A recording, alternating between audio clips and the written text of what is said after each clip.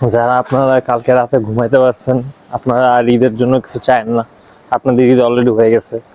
কারণ কালকে রাতে এক ফোঁটা ঘুমাইতে পারি নাই, রোজার কারণে অভ্যাস এত খারাপ হয়ে গেছে, এখন আর রাতের বেলা ঘুম ধরে না, এখন ঘুম ধরে দিনের বেলা। আর সিনিয়রদের বলবো, আপনারা প্লিজ প্লিজ আপনারা সালামি নিজেদের হাতে কুক্ষিগত করে রাখবেন না। সালামি নিজেদের হাতে কুক্ষিগত করে রাখার জিনিস নয়।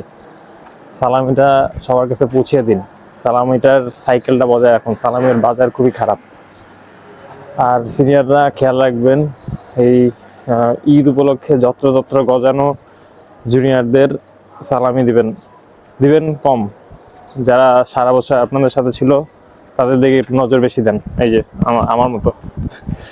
আর জুনিয়ররা, তোমরা জাতি ধর্ম বর্ণ নির্বিশেষে সব সিনিয়রের কাছে সালামি চাও, যে দেওয়ার দিবে, যে দেওয়ার দিবে না, সমস্যা নেই। সবাই নামাজের পরে ফাটাই খাওয়া দাওয়া করেন, আপনার ফ্যামিলির মানুষজনের সাথে কোলাকুলি করেন।